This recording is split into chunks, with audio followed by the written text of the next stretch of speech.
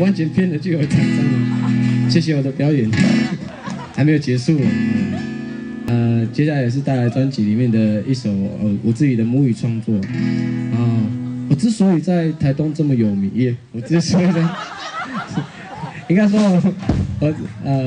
我自己这几年都在做母语的创作，这样。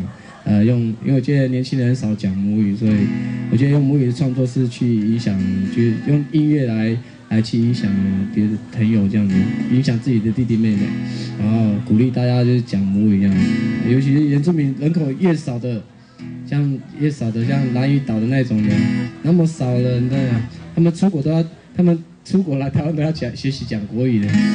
讲一讲就不会讲母语了，有时候讲我们都兰也是哦，对。